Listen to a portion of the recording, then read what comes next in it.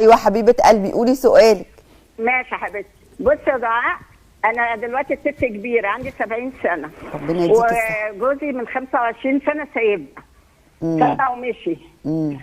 فعيالي قعدوا 20 سنه يصرفوا عليا وكده، وهو ولا مليم كان بيدينا ولا اي حاجه، ولا بيسال على عيالي ولا اي حاجه خالص. من 5 سنين اما اتصل بينا علشان ايه، عايز يرجع وكده اهو.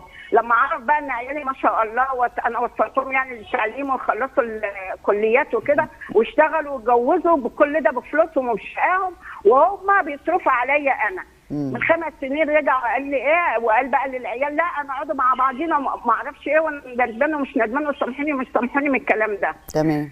عيالي قالوا لي ايه يا ماما وكده، قلت لهم ماشي، وانا كل ده كنت على ذمته. قام راجع بقى.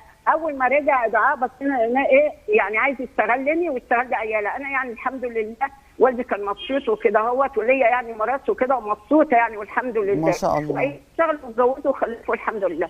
لما جه بقى ولقينا بقى ان احنا الحمد لله كويسين وعيالي في شقق ومتجوزين كده، عيالي يصرفهم عليه وهو اتجوز ومخلف عيال كبيره. استغل بقى الفرصه ديت وعايز عيالي يصرفهم عليه. فعيالي قالوا لي يعني ازاي ياما وكده، كل واحد عنده 3 عيال ومقيمين ده.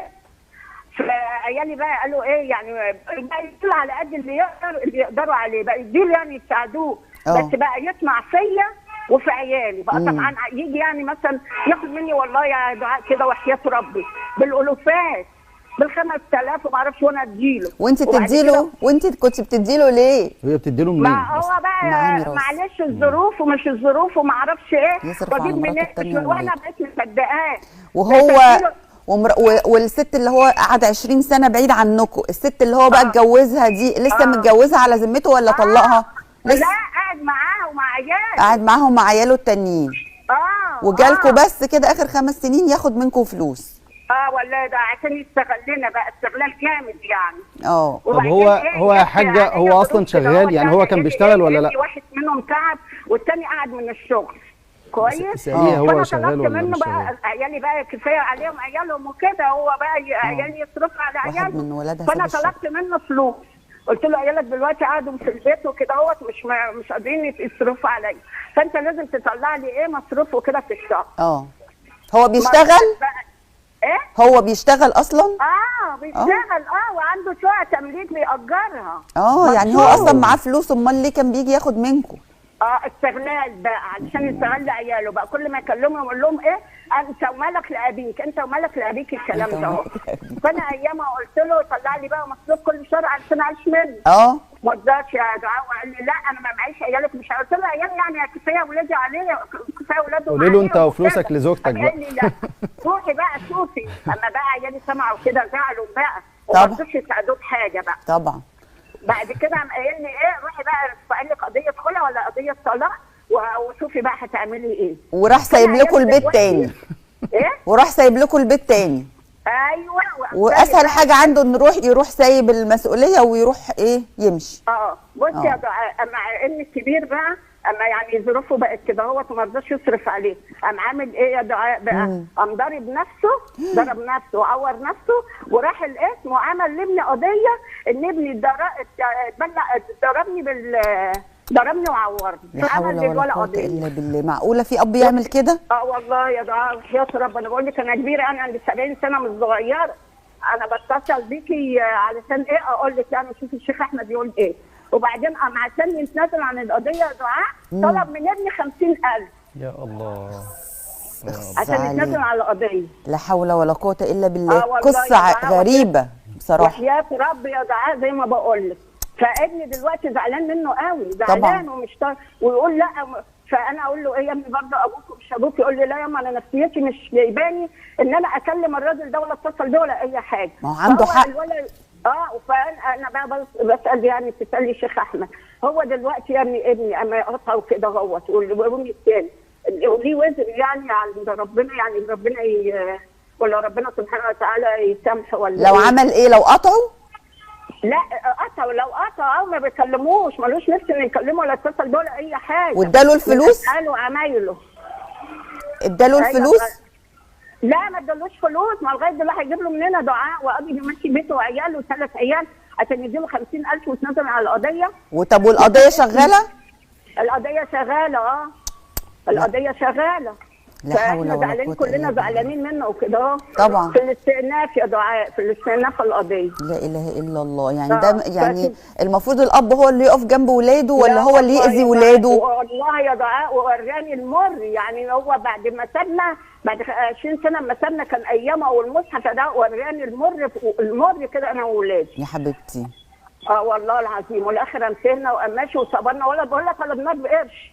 يعني قعدنا كمان كام سنه، 20 سنه ولا 15 سنه ما طلبناه بقرش، ما طلبناهوش، ولا انا طلبته بقرش وكنت على ذمته ولا طلبته بقرش، لغايه ما رجع تاني وعمل لنا الموال دوت. وترى هو في دماغه ايه؟ ان هو يشتغل لنا بقى وياخد مننا وكده. فانا دلوقتي بس ولادي دلوقتي لو قصروه كده وما كلموش عليهم وزن ولا ايه، ولا يعملهم ايه؟ عشان العيال قلقانه بصراحه. طيب ربنا يكرمك ويبارك فيكي وفي صحتك انت، يعني ربنا يكرمك يا حاجه ويبارك في ولادك. والشيخ احمد هيجاوب، اسمعي اجابته بقى. قصه مؤلمه وحزينه قوي بجد، غريبه يعني. ويعني خلينا بس نقول ان الراجل ده في شويه حاجات كده عملها في حياته. الرجل عندما يتزوج فده اسمه ميثاق غليظ، ربنا سماه كده، واخذنا منكم ميثاقا غليظا. الحاجه الثانيه ان الزواج هو عباره عن موده ورحمه، فقطع الموده والرحمه. الموده والرحمه لو احنا هنخليها بالعرف العام بالمعنى العام ان الحب والتبادل والمشاعر وان يبقى في تراحم بين الناس وما الى ذلك، فقطع ذلك. لو هناخدها كما قال ابن عباس كما حكى ذلك القرطبي رحمه الله، ان يباشر زوجته وان يحافظ على اولاده، فحتى ذلك قطع ذلك.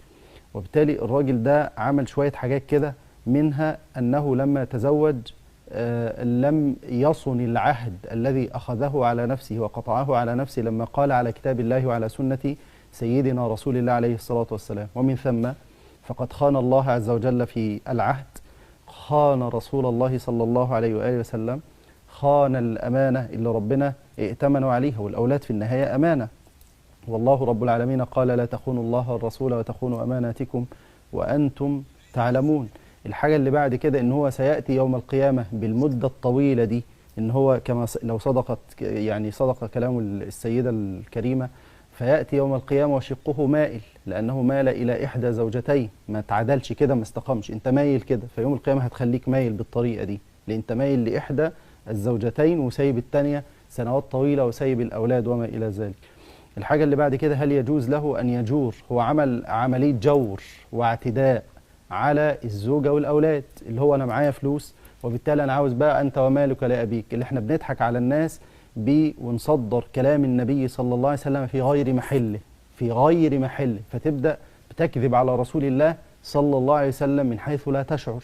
لأن النبي لما قال أنت ومالك لأبيك، الفقهاء لما شرحوا الكلام ده ما قالش إن الأب يجي يجور على مال ابنه أو على مال زوجي، ما قالش كده. فأنت معناه بتوصل لهم الرسالة كأن النبي قال الكلام ده، فتكذب على رسول الله عليه الصلاة والسلام. وفي حديث أنس وحديث أبي هريرة وحديث المغيرة رضي الله عنه كما عند مسلم أن النبي عليه الصلاة والسلام قال إن كذبا علي ليس ككذب على أحد، فمن كذب علي يلج النار، ومن كذب علي متعمدا يتبوأ مقعده من النار. الحديث بعدة ألفاظ كما في صحيح مسلم. وبالتالي فأنت عملت مصيبة كبيرة جدا. الحاجة اللي بعد كده لو صدق كلام السيدة، وهو وإن بالنسبة لها كلامها مصدق عندنا، احنا بنسمع من طرف وبعد كده بنجيب على ما طرح علينا، اللي هو يروح يخبط راسه ويفتح دماغه وبتاع عشان من أجل المساومة وما إلى ذلك. خلي بالك أنت بتاكل سحت، يعني أنت بتعمل الكلام ده وتضيع، كفاية تضييع للأولاد وللزوجة سنين طويلة عددا ستسأل عنها يوم القيامة. والحاجة الثانية ان انت بتختم حياتك بالكلام ده وانت اعتقد كبير، لان الست عندها 70 سنة فانت معناها انت اكبر من كده يعني. طيب هل يجوز بقى للأولاد، شوف بقى مع المصايب الجمة اللي الأب بيعملها بالطريقة دي، هل يجوز للابن أن يقاطع؟ أنا بقول مش هقول يجوز ولا لا يجوز، هو قولا واحدا لا يجوز المقاطعة، لأن دي صلة رحم واجبة، حتى لو أبويا ظالم، حتى لو أبويا، قال الله جل وعلا وصاحبهما في الدنيا معروف، أنا بالمعروف. طب هو يعتدي علي، ما علي إلا الصبر على هذا الأذى. وربنا سبحانه وتعالى ذكر قال فاصبر صبرا جميلا، فاصبر صبرا جميلا. هو الصبر اللي هو لا شكاية معه ولا، طب أنا هعمل إيه في الحتة دي؟